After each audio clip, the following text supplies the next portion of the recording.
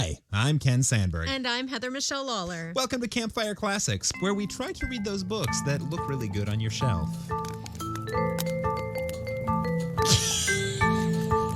Let's try that again.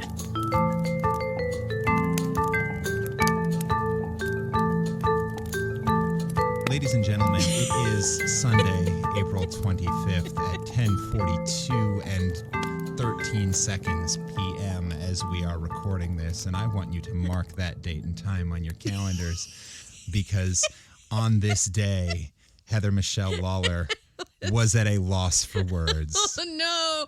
Oh no! Yeah, so I normally say something quippy and like whatever's on the top of my head there at the intro, and I went to say it, and I was like, I don't remember what I was going to say. And then I remembered, happy April 25th. It's the perfect date from Miss Congeniality. I was going to be like, it's not too hot and not too cold. All you need is a light jacket is what I was going to say. Aww. And my brain just went... Which is doubly funny because in the movie, when she says that, it is also a brain fart, she backtracks and says, oh, because I had the perfect answer to that question. Yeah. And, So... Oops. So, I mean, I guess it was meant to be that I also would forget my words and just freeze. So...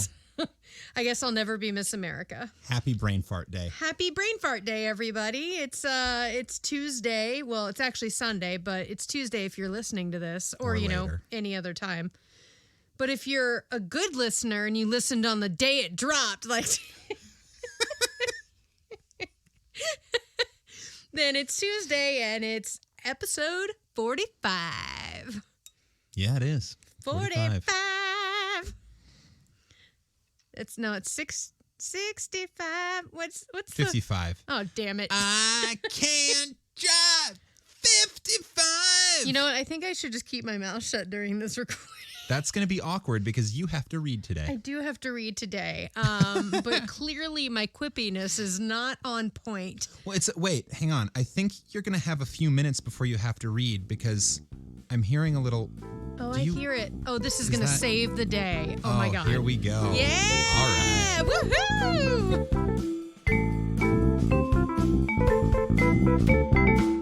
Welcome to True Crimes and a Lie, the game show within a podcast where we try to figure out if we know the difference between fact and fiction, and usually we don't. It's America. We don't know the truth. We've been watching the news. Welcome to the 21st century. Hey! It's confusing.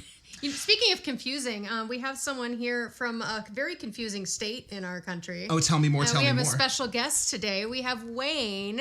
Wayne, you want to tell us hello? Hello, absolutely. How are you guys? We're, living the dream up here in Iowa. You're in Florida, right? Absolutely, yeah. It's beautiful here. Born and raised, so Iowa sounds lovely as well. It is when it's not cold. Right. We had a freeze warning like yesterday, and it's the end of April, so don't appreciate that. But we would probably disagree on what constitutes as cold. As a Floridian, I get really bougie. It gets below 70, and I'm like, I'm freezing. I'm losing it over here. That's how you know when the tourists are there, because when it's like 50 degrees, people are wearing shorts. Those are the tourists. Right. And you guys are wearing your full-on like North Face like skiing parka, outfits. just this like fur hoodie. Yeah, it's happening. Yeah. Awesome. So your podcast is... Right, Florida Men on Florida Men. I want you to tell our listeners a little bit about it, but I just want to say first, a couple of weeks ago, we listened to 2 or 3 of your episodes while we were road tripping, and one of them happened to be the one where somebody brought up Jackie Gleason and told a big story about him. Right.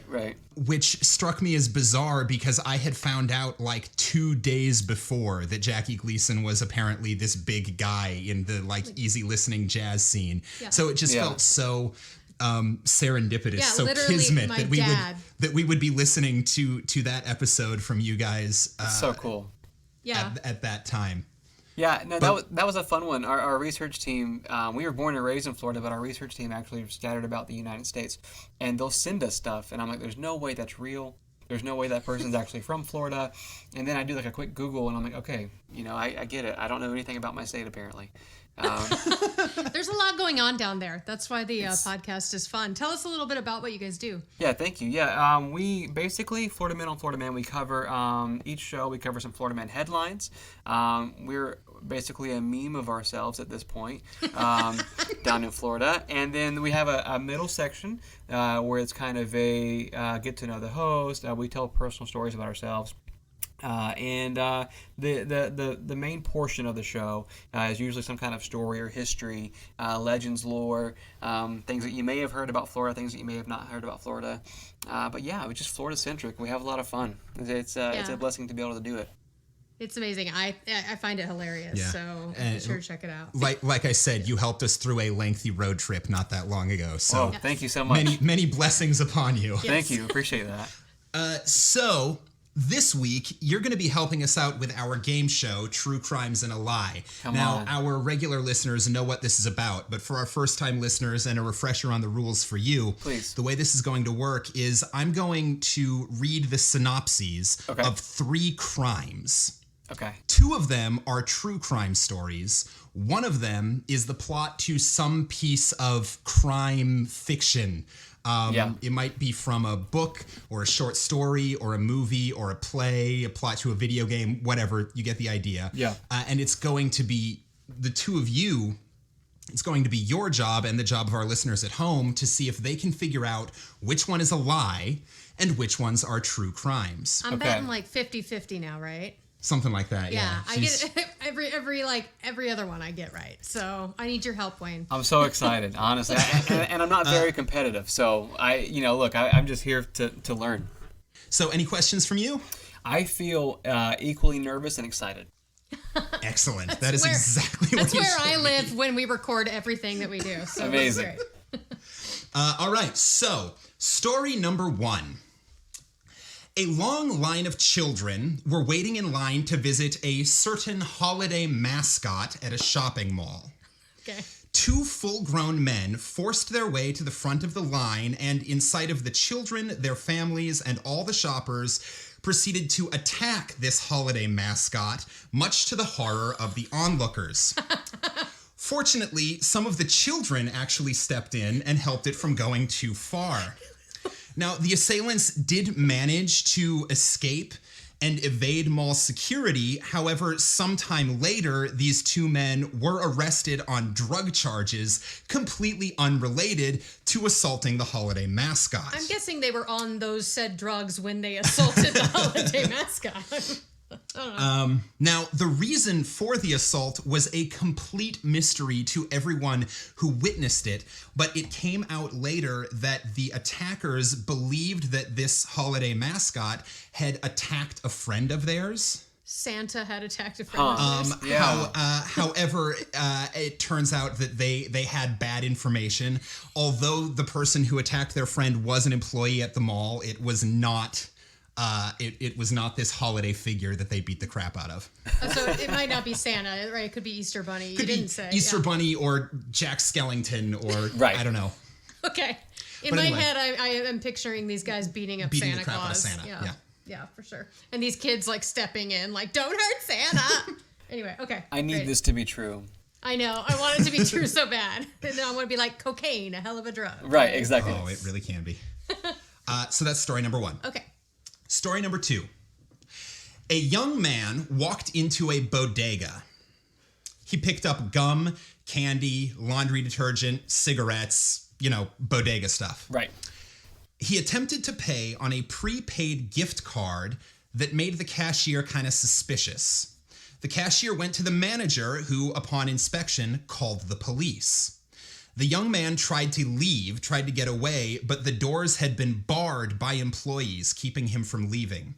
In the ensuing scuffle, the young man bit the store manager and eventually grabbed a can of Axe body spray off a shelf and a lighter from the counter and attempted to use his makeshift flamethrower to blast his way out of the bodega. Come on.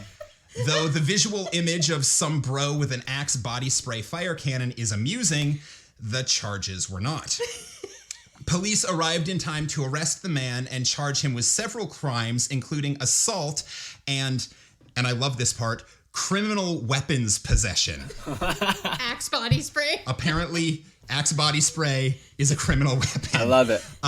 Also, he was charged with fraud because it turns out the gift cards were in fact fake. Of course it was. Okay. Yeah, you don't set fire to humans if you have a legitimate gift card. That's really true. No, I've always said that. So yeah, I think I like this guy though. I like this kid. I mean, he got moxie. I will say, he picked up some Axe body spray. He goes, "I know this shit's flammable. Like we're gonna roll it out." That's a supervillain origin story happening. That really is. Yeah. Axe body spray man. I love that. Yeah. Who's the hero that fights against Axe body spray man? Captain B.O. Captain B.O. Yeah. Truly the unsung hero. Right. Oh my God. Yeah. All right. Well, there's your next storyline right there. I love it. All right. Story number 3. A fast food employee working a shift at a drive-through window handed a man in a truck his drink, turned around to get the man's food, turned back to the window just in time to see a 3.5-foot-long alligator sailing through the window as the driver of the truck drove away laughing. Nice. Unfortunately for the driver of the truck, who we'll call Jay, just to give him an initial, he forgot that he lived in the 21st century, and the security camera caught not only his license plate, but also video of him reaching into the back of his truck to grab an alligator and throw it through the window of this fast food drive-thru. He was quickly tracked down and arrested. At his trial, he said he was very sorry, and though he thought it was just a stupid prank, he could now see that it was not as funny as he hoped it would be. I mean, it's pretty funny. It's great. Fortunately, no one was hurt. Jay received a steep fine, community service, probation, and a strict restraining order from the fast food establishment in question. No more Taco Bell for you, To this sir. day, he is not allowed back. The alligator was returned to the wild unharmed, but probably very confused. Yeah. I was gonna say Wow. I'm concerned for the alligator, not so much for anybody else. No, That's true. fair. Innocent bystander in all of this, I mean, really. Animal cruelty, man. Get PETA on that. 100%. And I love that the punishment was like, hey, you can't ever come back here. You know what I mean? Like, Yeah. It's You like, can't- I know. Do you know what the fast food place was? Yes, I do. Okay, you'll tell us at the end. I'll tell you at the end. Because now I really want to know. Was it like White Castle or was it like Five Guys? Because there's a big difference there. there's a few restaurant chains that I'm almost positive would have just been like, all right, man, what's your order? You know what I mean? Like, you know, like it's they'd be fine. like, okay, we got an alligator, y'all. Cool. Not a big deal, yeah. No. That happened last week too. Like. All right, so those are the 3 stories. Okay. So now I'm going to let the 2 of you chat and Yeah. see if you can agree or disagree on which one you think is a fictional plot and which 2 are actual crimes. Okay, so the first one we had the mall. The holiday, they accosted the person at the mall. The mascot. The mascot. Which I'm assuming you will tell us. The second is the bodega, the B.O. Right. man. And the third is Alligator Man. Okay. So here's the thing. Now that you've said them all, I feel like an alligator is tossed through a window every other weekend in Florida. So the odds of that being true are pretty high. Yeah. I think Right. if I'm being as a Floridian, if it wasn't true, I would be shocked. I mean, yes. So you're saying that third story is probably shocking to everyone except Floridians Florida. who are just like, well, yeah, That's a normal, I did that last Yeah, that's a week. normal Tuesday night. Yeah, my sister was born in Panama City. I have I seem to remember that shit going down. So Yeah, and the thing about it is though, that first one is just, it's oddly familiar. Am I allowed to say what I think it is or what I think Sure. it's from? Because Sure, yeah. I don't have anything to back this up. But one time, like 4 Christmases ago, I watched a movie with Governor Schwarzenegger and I can't think of the guy's name now. Sinbad. and they were like, it's jingle all the way. Jingle all the way. Yeah. So it sounded kind of like that, also kind of like Elf. And so, like, because of it, kind of like Bad Santa too. Right. I got a little Bad Santa. Yeah. Yeah. So I just feel like because I had so many like immediate like Hollywood options, I was like, maybe that one's not real. And I deep down, I want Flamethrower Boy. I need him to be real. Like now, like I needed the first one to be real. I need Flamethrower Boy to be. I need that in my life. So. All right. You know what? I rarely like agree with the people like because I try and like be something different. But I have to go with that too because my first instinct was Bad Santa or like like one of those kinds of things. And I do want him to be this guy to be the new Axe body spray like spokesperson. So could you imagine the fear of everyone else seeing this? Is he a child? It's a kid. I'm picturing a kid, but I didn't say I called him a young man, but I'll give you. I believe he was 18. Okay. So, yeah, I picture him small and just he's frightened because he knows he's committed fraud, and his mind goes to immediately, I'm going to set fire to everybody stopping me from leaving here. I love that. Yeah. So I need it to be real. Yeah. All right. So then you're both saying story number 1 is the fiction. I think so. Yeah. So story number 3 is the story of a Florida man. Joshua James found an alligator on his way to Wendy's, picked it up with the express purpose of pulling off his hilarious prank. Joshua. Understandably, no one else found it particularly hilarious. I do. He pled guilty and was sentenced to 1 year probation, a $500 fine, and 75 hours of community service. He's still not allowed to return to any Wendy's. Right. At the trial, his father said in his son's defense, he always had a pet lizard. I guess he didn't think nothing of it. What? That's such a Florida thing to say. Could you imagine? Imagine going to school for law, okay?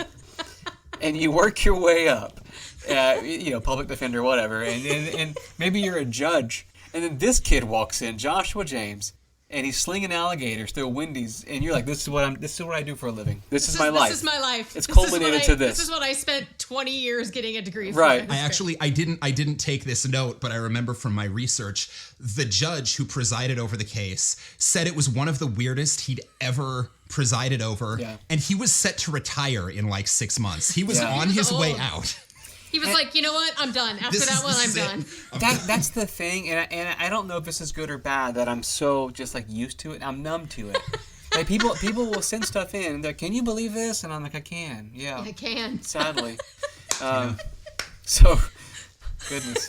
Florida, I love you. So story number 2 is the true story of a crime that happened in 2014 in Williamsburg, Brooklyn, New York. Come on. An 18-year-old walked into a bodega on a Saturday afternoon, tried to pay with counterfeit gift cards for $174 worth of merchandise, and then MacGyvered himself a blowtorch to try to escape arrest. Wow. I, however, was unable to find any sentencing details, which very much disappoints me. So he got away.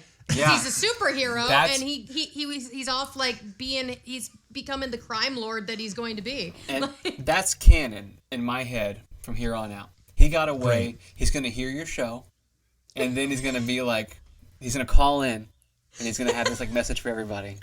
I hope so. Oh, fuck. Does that mean? God. Wait, does that mean that I have to become Body Odor Man? Would you do one for the people? You're the hero that we need. I can be B.O. girl. I'm okay with that. Not the one we deserve. Not the hero we wanted, but the one we deserve. It's the one we need. This sounds like it's going to boost our ratings, so I'm all about it. 100%. So great. Honestly, though, it's the sheer just fear factor of that. That's the thing. It's not a normal weapon, you know? Like, it's not... If anybody pulls a weapon on you, immediately you're, like, kind of shocked. Like, what did I do to deserve this? He starts setting fire to the air around you, and you're like, what in the name of Moses is happening right now? You know what I mean? Plague stuff. It's crazy. That's some real terror right there. I'm obsessed. And now I want to try it. Now I want to go buy a bottle Axe body spray and go in the backyard and see if it works. See if you can scare the crap out of the neighbor's dogs. Yes. Yeah, please. Or myself. I would probably scare myself. Post it on social. We want to see. I will. But that, of course, means that you both win. Come on. We did it. Come on. So story number 1 is part of the plot of the movie Mallrats. No way. It is. No way. The holiday mascot that they beat the shit out of, that Jay and Silent Bob beat the shit out of, is the Easter Bunny. It was the Easter Bunny. They ended up being arrested later on as part of the Jay and Silent Bob continuing journey in the View Askew universe. But in the movie, Jay and Silent Bob beat up the Easter Bunny because their friend Brody, played by Jason Lee, said it was the Easter Bunny who beat him up. It was, in fact, the character of Shannon Hamilton, played by Ben Affleck, who beat up Brody. Because Ben Affleck's he's a dick. Because he's a dick. Right. Jay and Silent Bob ended up evading mall security thanks to the Batman-style grappling hook on Silent Bob's utility belt. I love it. Obviously. Of course. I love it. And that's the thing, is it's brilliant about that because I in my head I pictured Santa. I did too. You know what I mean? So but that was so fun. That's brilliant, you guys. It's brilliant. It's really good. Yeah, it's fun. Yeah. Well Wait, done. you get to go on our winners wall on our website. Yes. Yay. Thank you. I do feel like a little bit of a cheater though with the alligator story. I feel like by default there's a 95% chance it's always going to be real.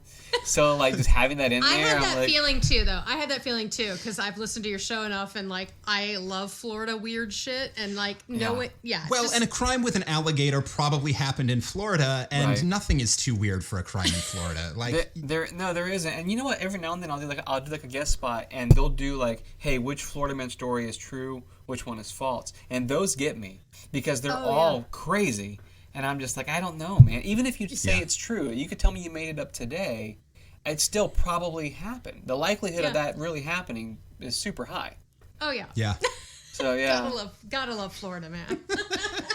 Poor Gator. Yay. Poor Gator.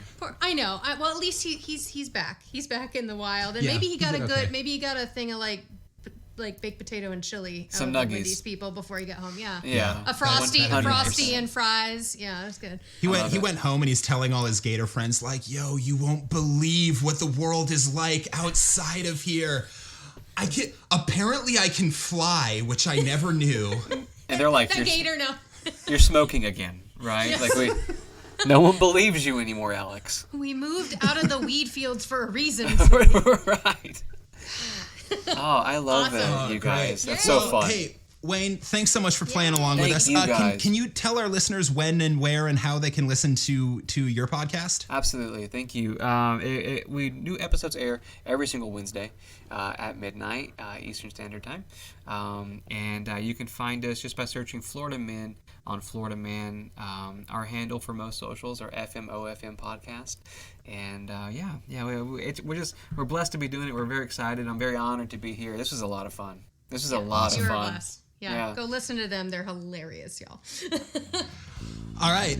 Well, this has been True Crimes and a Lie. Thanks for playing along.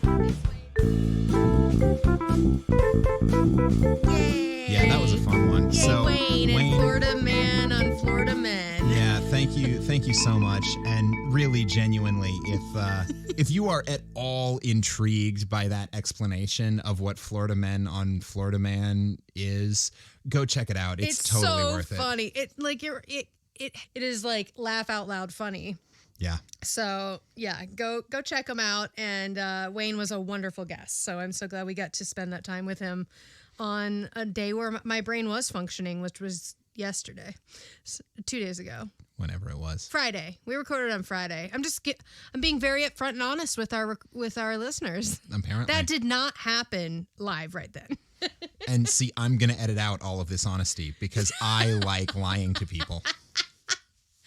I'm trying to keep an air of mystery, like make it feel like we do all of this completely spur of the moment. No editing. Editing. Okay, This is all fly by the seat of our pants. I mean, to be honest, most of it is you just edit out the dumbest parts. So We don't script anything. I just edit out the dumbest parts, which is why our episodes are only like an hour and 15 minutes long instead of 6 hours long. They're never 6 hours long. If it's ever that long, it's because we read a whole book. I hope. Yeah, I hope. If I'm ever sitting here for 6 hours, I'm just not gonna be about it, y'all. How's that wine? We'd get through a lot of wine if we did it that way. We would. By the end, you wouldn't understand a damn word we were saying. Tonight we are enjoying one of our favorite wines, though, and like we don't normally promote the wine like the wine podcast and stuff, but we usually do have a adult beverage when we're recording. So I opened up a very special bottle from Stone's Throw Winery, which is kind of this little gem we found up on the peninsula in Wisconsin, y'all, the wine country of Wisconsin. Yeah. So Stone's Throw Winery is in Door County, Wisconsin, which is beautiful up there. In the town, I think their address is technically in the town of Bailey's Harbor. Okay. But I worked a summer contract in Door County a couple of summers ago, and Stone's Throw Winery was one of these. It was like literally down the street from your housing. Yeah, it was. Where they it had was, you housed. It was right down the gravel road. Yeah. from the housing I was in, but it was this place that I didn't.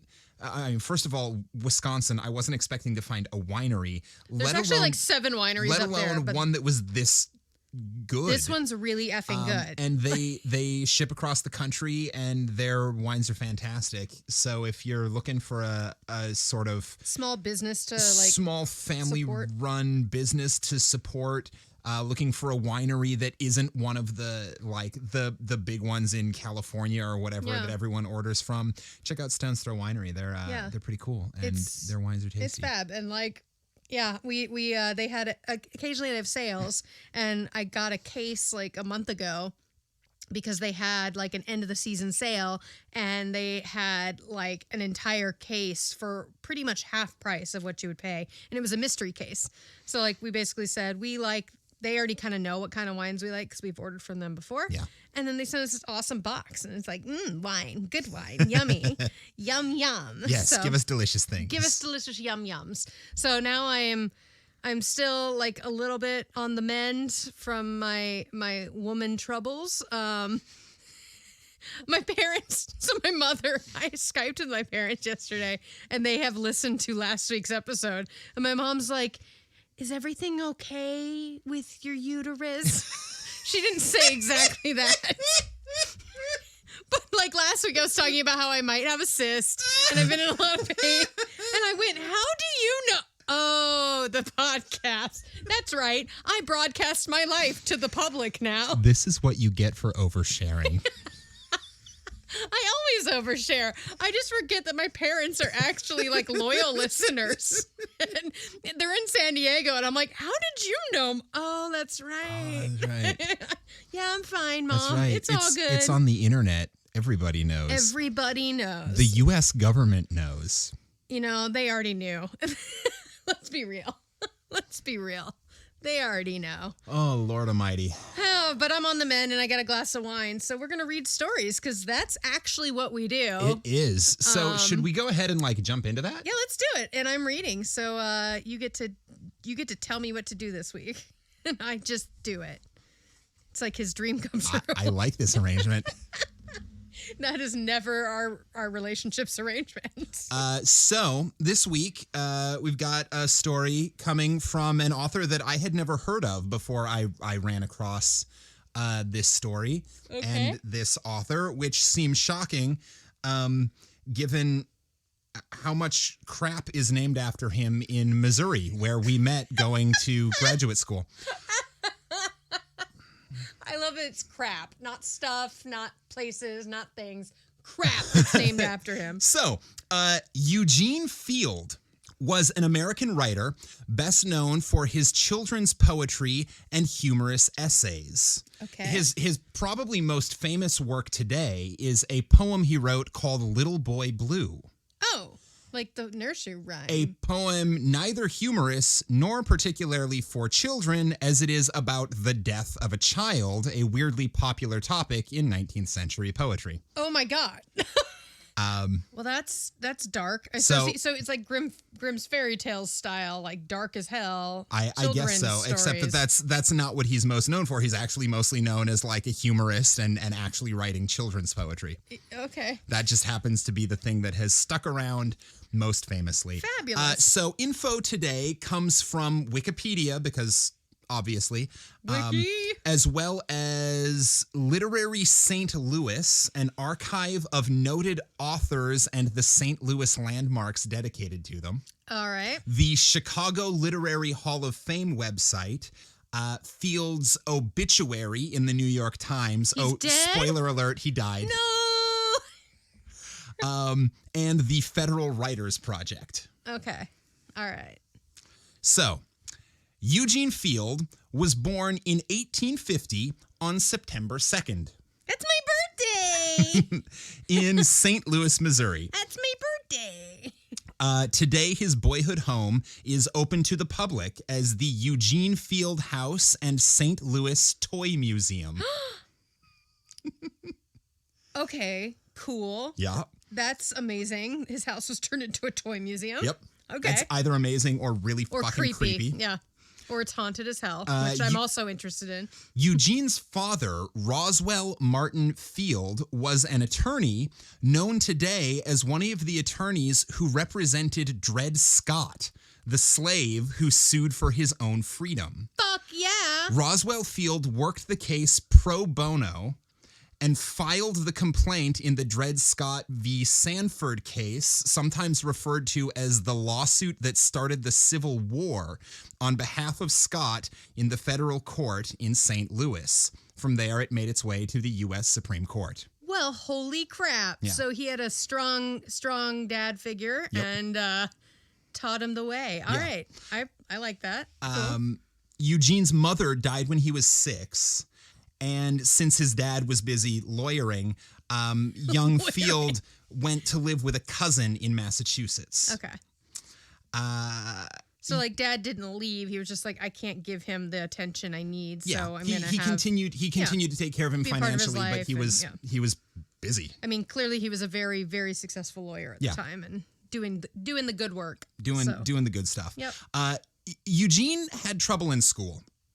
As most of these writers did not like school, which gives me a lot of like because I was always that student, and one of my teachers is, I don't know if I've ever talked about this, and I'll keep it short. One of my teachers from high school and I are now Facebook friends. I'm not going to say her name, but she was the honors teacher and like all stuff, and I took her classes, and she was always like, Heather, you're so smart. You just don't apply yourself. And I'm like, yeah, I'm busy doing theater. It's what I care about. And here I am. So they like, that's what writers, like they kind of, they're focused on what they want to be doing and not like everything else. And eventually they become educated, but on their own terms. Yeah. So it seems like. Don't stay in school, kids. Well, it seems like through grade school, he was just sort of mediocre and unfocused. Well, and he lost his mom and when he graduated from grade school and he attended Williams College in Williamstown, Massachusetts until his father died at age when Eugene was 19. Oh no. He dropped out almost immediately. He then tried Knox College in Galesburg, Illinois, but dropped out after a year. Okay. Then he went to the University of Missouri in Columbia, where he spent most of his time playing practical jokes. Fantastic. So he's a University of Missouri, he's a U of M grad, yeah. Okay, so are we. Hey. The practical jokes included leading raids on the president's wine cellar. That is my favorite joke ever. Painting the president's house the school colors. I feel like he just had a thing against this president. And he fired the school's landmark cannons at midnight. With like actual cannonballs? Well, I don't know if he actually fired cannonballs or if he just like set off a gunpowder blast. I'm sure it was just gunpowder. But he created the cannon thunder at midnight on the school grounds. These were some of his most famous practical jokes. All right. He also seemed to flounder around regarding what he wanted to do. While in school, he tried acting. He studied law with very little success. Those two go hand in hand, right? And he wrote for the student newspaper. Eventually, after leaving school, he took a trip to Europe, and when he came back 6 years later, he had spent 6 months later, he had spent every penny he had. Oh my God, this kid done fucked up. 'Cause it sounds like he was in a good financial position. Like, Yep. he goes to Europe for 6 years. I was like, okay, that makes sense. 6 months? Yeah. You lost a bet that you didn't mean to. So he finally landed a job as a journalist for the St. Joseph Gazette in St. Joseph, Missouri. He got married. Eventually, they had 8 kids. Of course they did. Not all at once. Thank God. Oh my God, that just made my uterus hurt more. He rose through the ranks and became editor of the newspaper, which led to bigger jobs at papers in Denver and Chicago. In Chicago, he was fond of making fun of the city's materialism. And in fact, he liked to call Chicago Porkopolis. You know what? I've heard that, actually. Oh, yeah? I have actually heard that because I lived in Chicago for almost 3 years, and I have heard that phrase. So that's interesting if he came up with that. Yeah. All right. He started publishing poetry and short essays in 1879 and had significant success. It probably helped him that he could advertise his books in his own newspapers. That is some realness right there. In 1895, at 45 years old, Field had a heart attack and died. Oh, okay. Yeah. So when did he write these like short stories and children's stuff? In the 16 years between 1879 and 1895. Okay. Wow. Yeah, but he was only 45 years old, and he had a heart attack and died. And he had 8 kids? Yep. Oh, my God. Probably contributed to the heart attack. Yeah. Not a laughing matter, heart disease, but yeah, 8 kids. That's a lot. So, Field has his own star on the St. Louis Walk of Fame. There's a St. Louis Walk of Fame? Apparently. All right. As well as elementary schools named for him all over the country, but specifically all over the Midwest. That's real fucking funny, considering he didn't like school. Yeah. What a horrible postmortem joke for him. He was also inducted into the Chicago Literary Hall of Fame in 2016. All right, Mr. Field, Eugene. Yeah. Let's raise a glass to you, sir. Cheers. We're drinking red wine because it's good for your heart. So they say. So they say. So today, you will be reading a short story of his called Daniel and the Devil. Sounds like an adorable story. Let's do it. Let's start the fire. Fire! Daniel and the Devil by Eugene Field. Daniel was a very wretched man. Have an opinion, why don't you? Daniel was a very wretched man. As he sat with his head bowed upon his desk that evening, he made up his mind that his life had been a failure. Oh. Ouch. I have labored long and diligently, said he to himself, and although I am known throughout the city as an industrious and shrewd businessman, I am still a poor man, and shall probably continue so to the end of my days, unless... Unless what? Here, Daniel stopped and shivered. Well, sudden that's a hell of an cold opening. Creeped in. So this is like, it's basically Ebenezer Scrooge. Yeah, except that he, feels bad about how shitty his life is. It's Ebenezer with a conscience. Here Daniel stopped and shivered. For a week or more, he had been brooding over his unhappy lot. There seemed to be but one way out of his trouble, yet his soul revolted from taking that step. That was why he stopped and shivered. But, he argued, I must do something. My 9 children. Okay, so it's a little autobiographical here. My 9 children. I must do something. My 9 children are growing up into big boys and girls. They must have those advantages which my limited means will not admit of. All my life so far has been pure, circumspect, and rigid. Poverty has at last broken my spirit. Can I make a recommendation? Mm-hmm. Sell a couple of your kids. I'll bet you could get good money. No. Probably enough to feed the rest of them. Like, pick your 3 favorites, sell the rest. Or you can be like the Thens on Game of Thrones and just eat them. Okay. Just so you guys know, I'm not condoning this. I'm just saying this is an option maybe for Daniel, not for real life. This is a story. We're merely recommending fictional cannibalism. Fictional, yes. Only fictional, not the real stuff that happened in Colorado, which I'm not going to go on about right now. I give up the fight. I am ready to sell my soul to the devil. Oh, shit. Wow. Oh, no. So this is like this is Damn Yankees inspiration This is the Faustus legend. It really Although is. I've got to admit, you said I give up, I am ready to sell, and I went, oh my God, he is going to sell his kids. Sell his babies. Yes, I win. Nope, just gonna sell his soul to the devil. It's all good. Sure. You know, some I mean, Hades, what do you really Hades use town it shit. for anyway? The determination is a wise one, said a voice at Dan. Oh, I thought that was him. Oh God. I think this is the devil. The determination is a wise one, said a voice at Daniel's elbow. Daniel looked up and beheld a grim-visaged stranger in the chair beside him. The stranger was arrayed in all black, and he exhaled a distinct odor of sulfur. Wow. Is that how it works? Apparently. That or Johnny Cash is in his house. And all in black with a gruff voice. Smells a little bit like sulfur. Yeah, you know. Don't know what Johnny was smoking.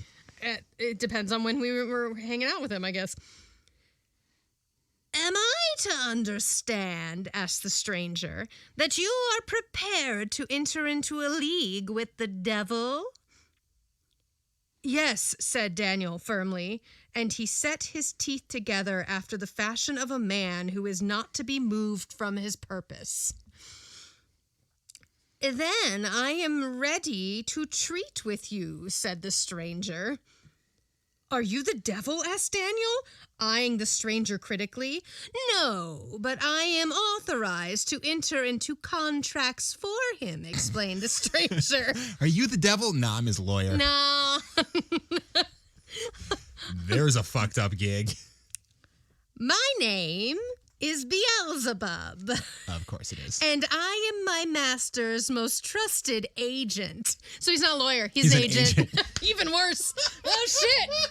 I'm Satan's agent. I'm Satan's agent. Like, oh, fuck yeah. Oh, man. That's like, I wonder Love what it. Scott Rudin's probably hanging out with him. Current events are Topical always fun. That joke is gonna age really well. It probably will. Anyone listening back to this in 2 years will go, who the fuck is Scott Rudin? We hope. Anyway. Sir, said Daniel, you must pardon me, for I am loath to wound your feelings, but one of the rules governing my career as a businessman has been to deal directly with principals and never trust to the offices of middlemen. That is good fucking business advice, y'all. He's like, excuse me, Beelzebub, that reeks of sulfur. I don't deal with the agent. I go directly to the source. Thanks. Can you get him up here? Thanks. I don't deal with lackeys. The affair now in hand is one concerning the devil and myself. And between us two, and by us two only, can the preliminaries be adjusted. As it so happens, explained Beelzebub, this is Friday, commonly called Hangman's Day, and that is as busy a time in our particular locality as a Monday is in a laundry. Okay, so, dear listener, I know that Apparently Friday is the time times to have been die. rough.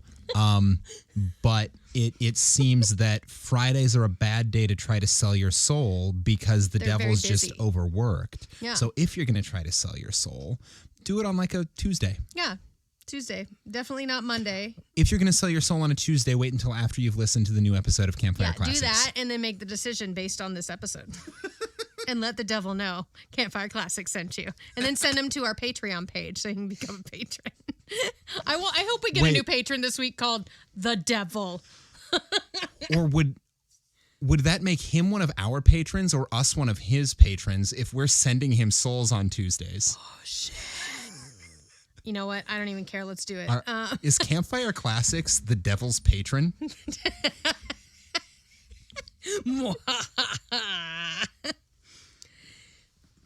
As Monday is in a laundry, or as the first of every month is at a bookkeeper's desk, you can understand, perhaps, that this is the devil's busy day. Therefore, be content to make a deal with me, and you will find that my master will cheerfully accept any contract I may enter into as his agent and in his behalf. I don't trust this fucker. But no, Daniel would not agree to this. With the devil himself and only the devil himself would he treat. Good man. Yeah, he's sticking to his guns. So he bade Beelzebub go to the devil and make known his wishes. Beelzebub departed, much chagrined. Uh-oh, he pissed off Beelzebub. Presently back came the devil, and surely it was the devil this time. There could be no mistake about it, for he wore a scarlet cloak and had cloven feet, and carried about with him as many suffocated smells as there are kinds of brimstone, sulfur, and asafoetida? It starts with ass, so it makes me think it smells like farts. It probably does. Can you spell it for me? It's ASSAFOETIDA. Asafoetida. Asafoetida. Ass of fertata. Asafoetida, yeah. Is a dried latex exuded from the rhizome or taproot of several species of perennial herbs. Asafoetida has a pungent smell, lending it the trivial name of stinking gum. Stinking gum. The odor dissipates upon cooking, so apparently it's edible. Oh, great. In cooked dishes, it delivers a smooth flavor reminiscent of leeks or other onion relatives. Well, take that, Gordon Ramsay. Asafoetida is known colloquially as devil's dung or food of the devils in English. Well, look at that. Well, that's a fun fact. It's Satan shit. It's Satan shit that you can eat. Which is why it starts with ass. Ass. Asafoetida. Edible Satan shit. You know how at, like, gas stops and, like, airports, they sell, like, Iowa poop and, like, it's, like, candy? Or, like, donkey poo or... snowman poop. Snowman and poo. It's a marshmallow. Or like a jelly bean. Yeah. This is, it would come out of, like, a stuffed devil, and when you squeeze it out, pops a piece of asafoetida. And you eat it, and it tastes like you're just eating onion. It's like, this tastes like leeks. I don't understand. Candied asafoetida. All right, we're going to contact a chef and see if that can become a thing. Trademark. Satan's dung coming to come and go near you. Candied devil dung. Target, are you ready for this? The new holiday treat. The two talked over all Daniel's miseries. The devil sympathized with Daniel, and ever and anon, a malodorous, gummy tear would trickle down the devil's sinister nose and drop off onto the carpet. Ew, gross! Your agent's going to clean that up, right? Where's Beelzebub? He sweeps, right? He's got a Swiffer or something. All right. What you want is money, said the devil. What will give you the comfort and the contentment you crave? Yes, said Daniel, it will give me every opportunity to do good. To do good, repeated the devil. To do good indeed, yes. It's many a good time we shall have together, friend Daniel. Ha, ha, ha. And the devil laughed uproariously. Nothing seemed more humorous than the prospect of doing good, in quotation marks, with the devil's money. But Daniel failed to see what the devil was so jolly about. Daniel was not a humorist. He was, as we have indicated, a plain businessman. No sense of humor on that guy. No sense. He's like, I don't understand why you're laughing. I just want your money. Give me your money now.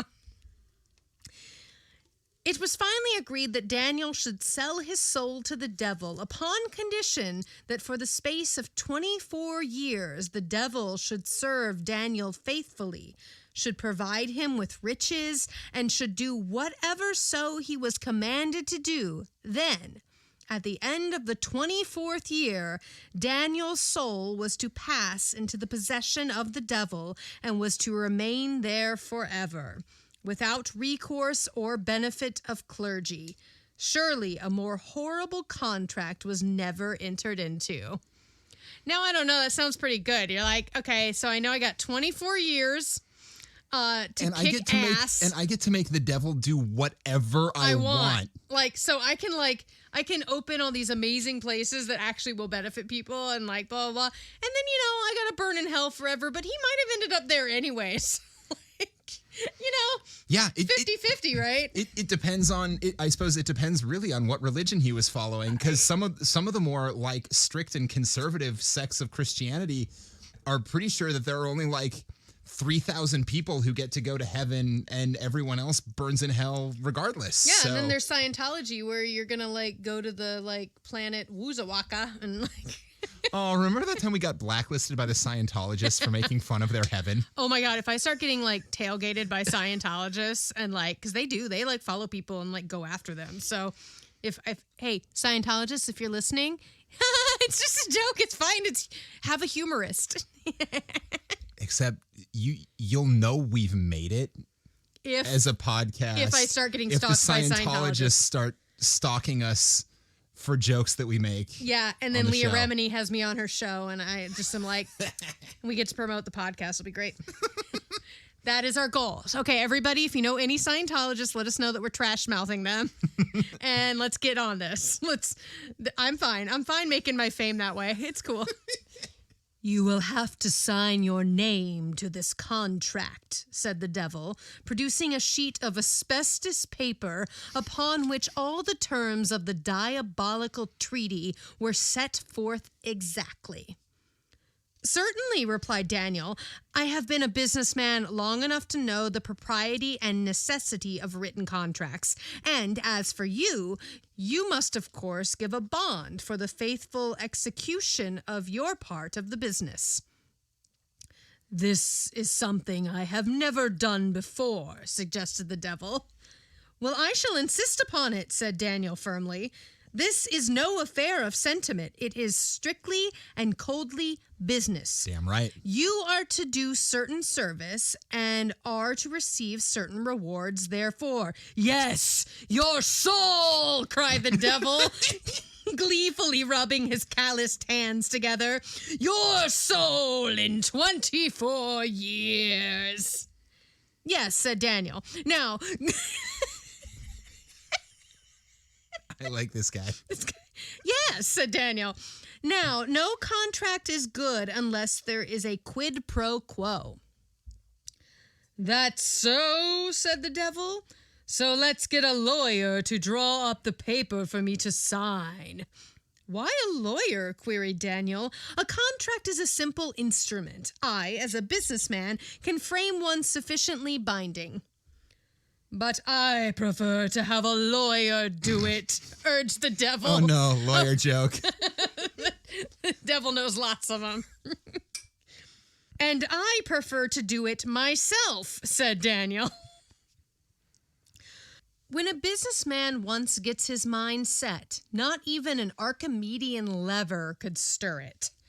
So Daniel drew up the bond for the devil to sign, and this bond specified that in case the devil failed at any time during the next 24 years to do whatso Daniel commanded him, then should the bond which the devil held against Daniel become null and void.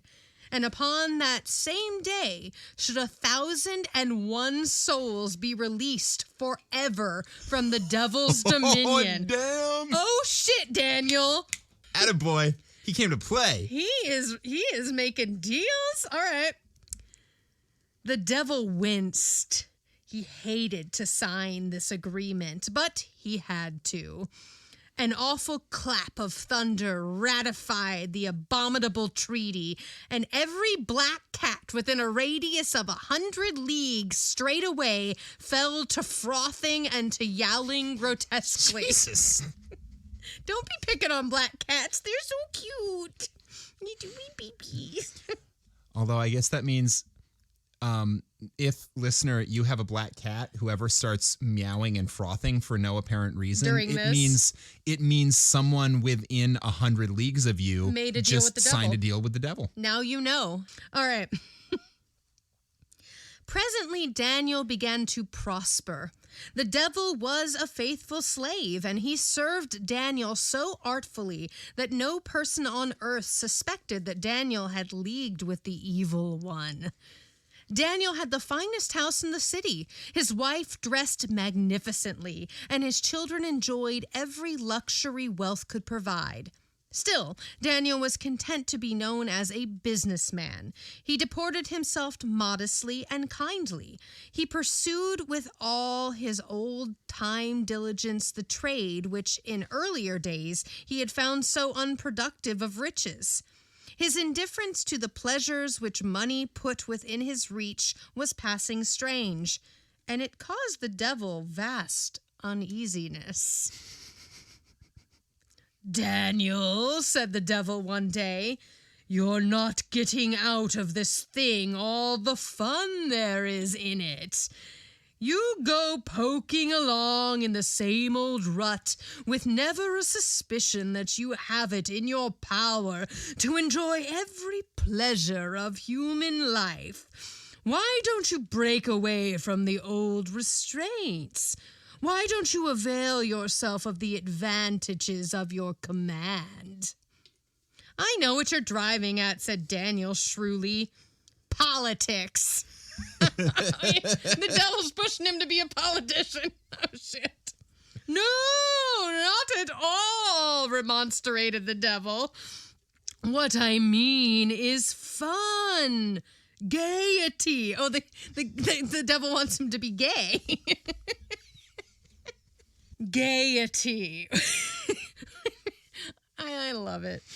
"What I mean is fun, gaiety. Why not have a good time, Daniel?" "But I am having a good time," said Daniel. "My business is going along all right. I am rich. I've got a lovely home. My wife is happy. My children are healthy and contented. I am respected. What more could I ask? What better time could I demand?" "You don't understand me, Daniel," explained the devil. "What I mean by a good time is that which makes the heart merry and keeps the soul youthful and buoyant. Wine, Daniel! Wine! And the theater!" You know what, devil? I'm gonna give that to you. Wine and theater makes me feel real gay. As in happy.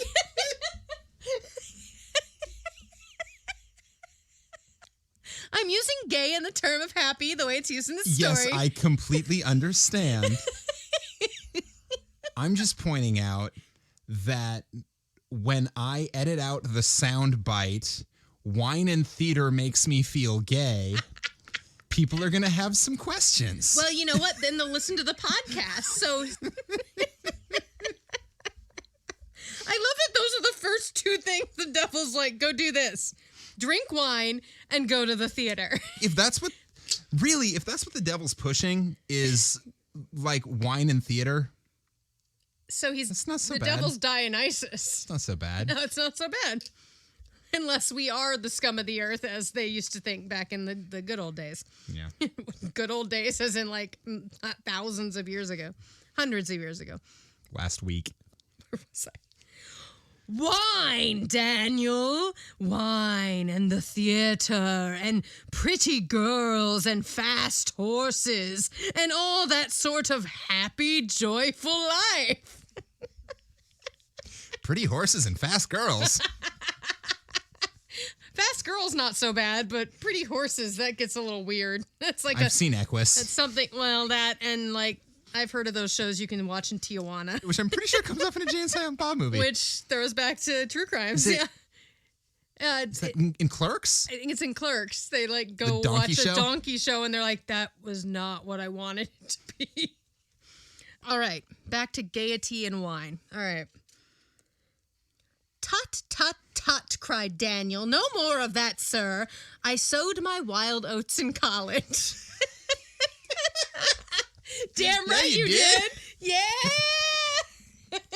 Drank all the president's wine. I sowed my wild oats in college. What right have I to think of such silly follies? I, at 40 years of age, and a businessman, too. Well, first of all, I'm coming up on 40, and I do very much enjoy wine and theater and fast horses. Yeah, but only for the next couple of years. Once you turn 40, that's all over. I like pretty girls, too. I mean, like, not like that. Most of my girlfriends are quite pretty. Pretty women. Pretty women. Oh, yeah, I've only got 2 more years. Okay, so not even the devil himself could persuade Daniel into a life of dissipation. All you who have made a study of the businessman will agree that of all human beings, he is the hardest to swerve from conservative methods. The devil groaned and began to wonder why he had ever tied up to a man like Daniel, a businessman. This boring motherfucker.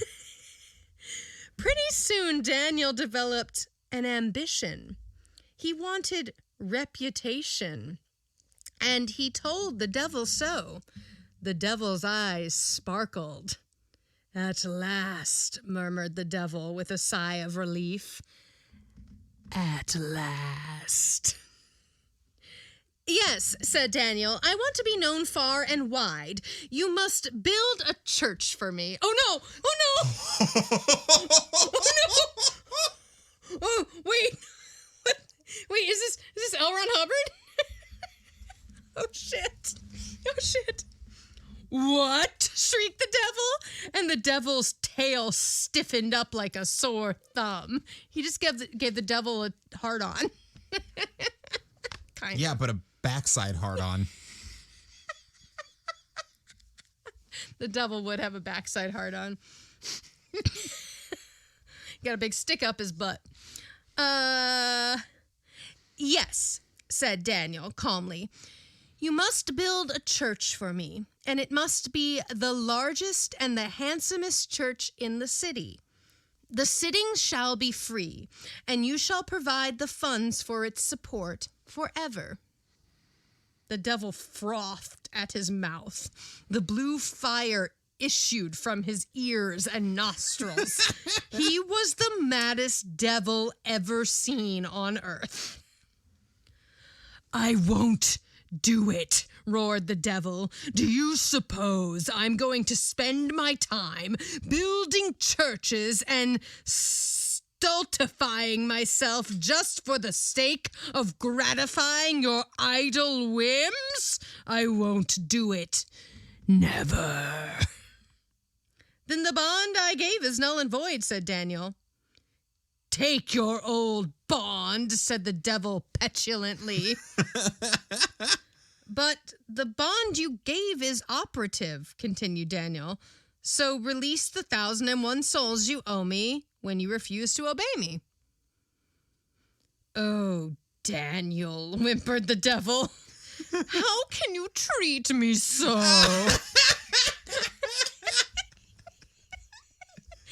Haven't I always been good to you? Haven't I given you riches and prosperity?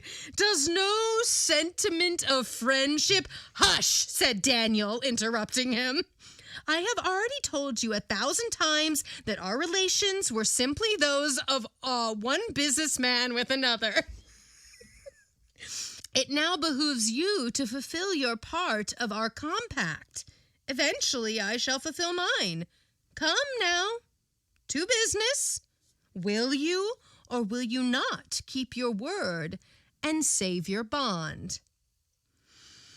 The devil was sorely put to his trumps. But when it came to releasing 1,001 souls from hell, that staggered him.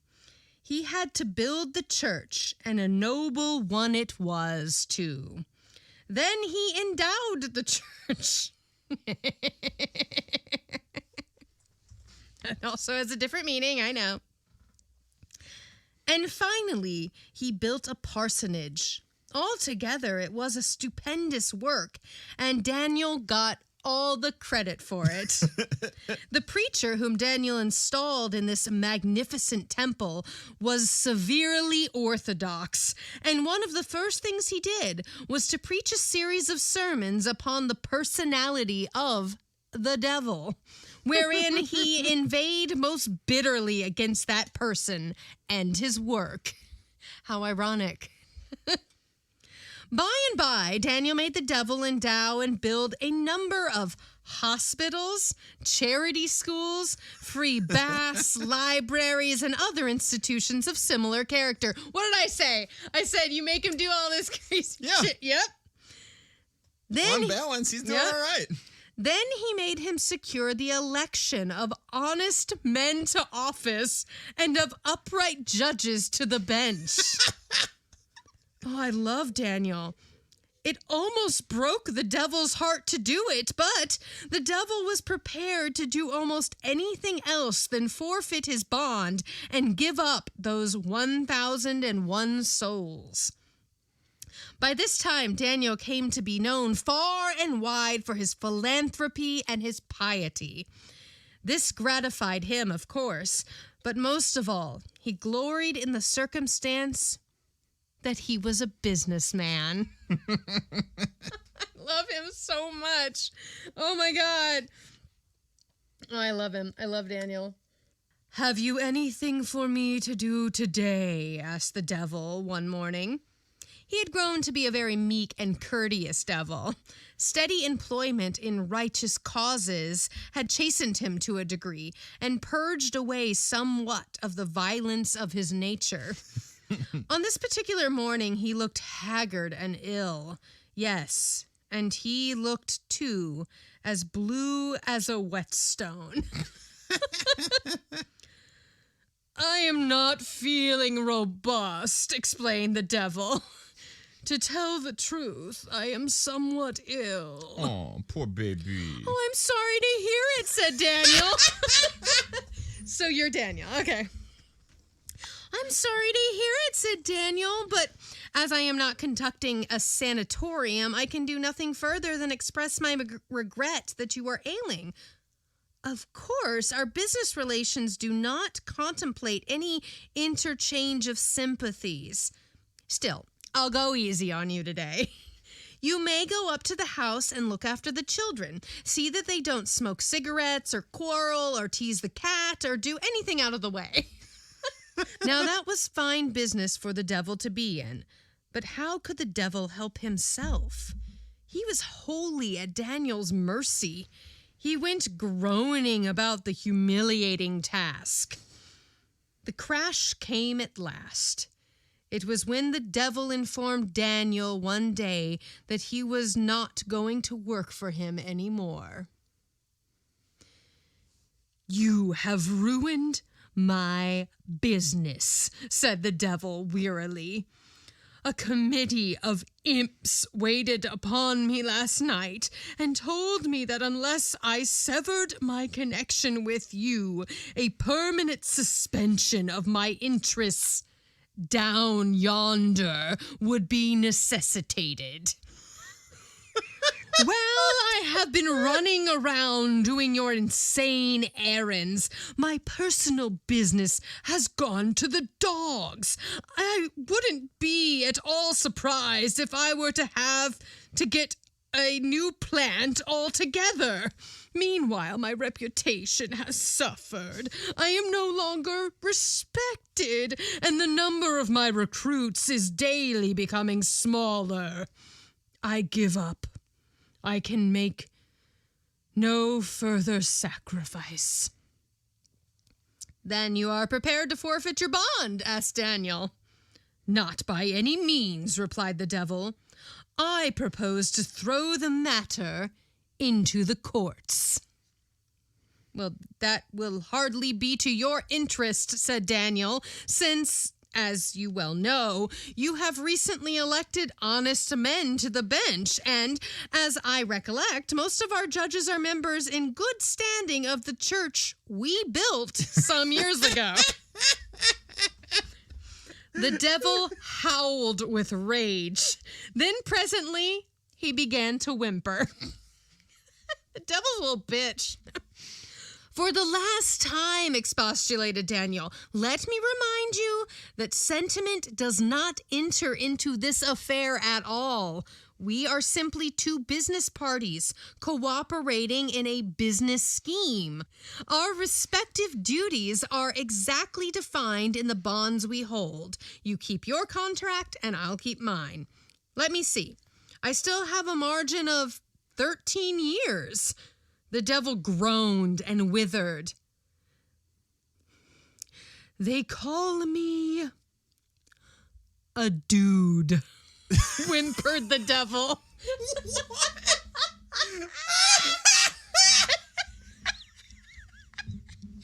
Maybe it's dud, dude.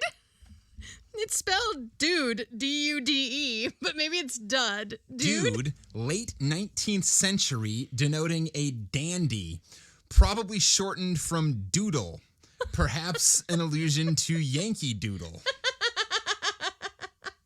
All right, so he came up to Earth and he's become a little bitch. Yep. They call me a dude, whimpered the devil. Who do? Asked Daniel. Beelzebub and the rest, said the devil. I have been trotting around doing pious errands so long that I've lost all my sulfur and brimstone flavor, and now I smell of spikenard and myrrh. Pooh, said Daniel. Well, I do, insisted the devil. You've humiliated me so that I haven't got any more ambition. Yes, Daniel, you've worked me shamefully hard. Well, said Daniel, I have a very distinct suspicion that when, 13 years hence, I fall into your hands, I shall not enjoy what might be called a sedentary life.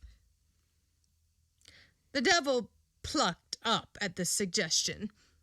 Indeed, you shall not, he muttered. I'll make it hot for you.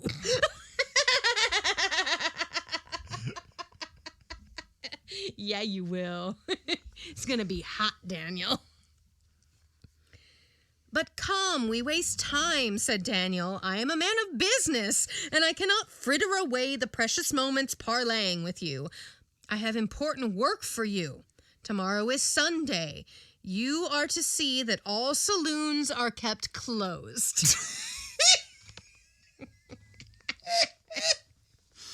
I shan't. I won't, yelled the devil. But you must, said Daniel firmly. Do you really expect me to do that? Roared the devil. Do you fancy that I am so arrant a fool as to shut off the very feeders whereby my hungry hell is supplied? That would be suicidal. I don't know anything about that, said Daniel. I am a businessman, and by this business arrangement of ours, it is explicitly stipulated. I don't care what the stipulations are, shrieked the devil. I'm through with you, and may I be consumed by my own fires if ever again I have to do anything with a businessman. The upshot of it all was that the devil forfeited his bond, and by this act, Daniel was released from every obligation unto the devil, and 1,001 souls were ransomed from the torture of the infernal fires. The end. Oh, that was absurd. Oh my God, Daniel made the devil his bitch. Oh my God, I love that story so much. Oh, that was great. That was so fabulous. much fun to read. That was damn ridiculous. That's another one that I would love to see as a play. Like, that I would absolutely, like, that would be so entertaining to, like, watch. That was great fun. Oh my gosh. Aw, attaboy, Eugene. All right, Eugene. All right. Now I know why he got all those schools named after him. He's funny. I don't know what the moral of that story is other than don't deal with businessmen. It wasn't don't make a deal with the devil, because that worked out pretty good. That worked out pretty good, yeah. Like, make a deal with the devil, but be smarter than him. What is the moral of the story? The devil's a little bitch. The devil's a little bitch. That is the moral of the story. I think that's it. And he smells like an ass fontaine or ass whatever that thing was. Assafortata. Assafortata. Yeah. Yes, he smells like an assafortata, and he's a little bitch. So, yeah, that one was delightful. All right. All right. So, your mission, should you choose to accept it this week, is to order wine from Stone's Throw. Yeah. Go listen to the most recent episode of Florida Men on Florida Man, and send us a message on Instagram or Twitter or through email or whatever with the note Devil Dung. Devil Dung. And if you become a patron this week, just give yourself the nickname The Devil. So we have a patron that's called The Devil. That's called The Devil. That would be fun. I like that. But definitely go find us on all the social media places. Check out our Facebook page. But most of all, share it with a friend. Share us with a friend or an enemy or 10 friends. 5 friends. It's always 5 friends. That's the pyramid scheme. That's right. I'm sorry. Share it with 5 friends. I'm not good at pyramid schemes. It's about consistency. Yes. It's about consistency. 5 friends. One of them can be the devil. One of them really should be the devil. I mean, really, like, legit. I'd really love him to hear this episode so he can call in next week and let us know if it's true. If it's a like accurate depiction of his personality when he dealt with Daniel. Yeah. Like I'm curious because I know that this story was based on actual events. Clearly. But whenever they say based on actual events, I'm like, okay, yeah, but based on that means you can take a lot of liberties when you say based on actual events. Yeah. Like. So I'd really love to bend his ear and find out how much of it was true and how much of it was, twisted around. Maybe we can get Patrick Page to like play the devil and call in. Patrick Page plays the devil in Hadestown, the musical, if you didn't know. And he can actually do the low voice that I was attempting to do, but I was talking way too loud. If I really want to do it, I have to come up here. You kind of have to do it right down here. I have to go in here. But that would be really annoying for everybody. So instead I just yell, because that's what I do. Because yelling in low voice is pretty much the same thing. I mean, kind of. So Devil Dung. Devil Dung. I think that's it. Yeah, is that it? That's episode 45. All right. Well, thank you very much. Until next week, this has been Campfire Classics, where we try to read those books that look really good on your shelf. The devil went down to Missouri. He was looking to meet with Daniel, but Daniel fucked up his shit.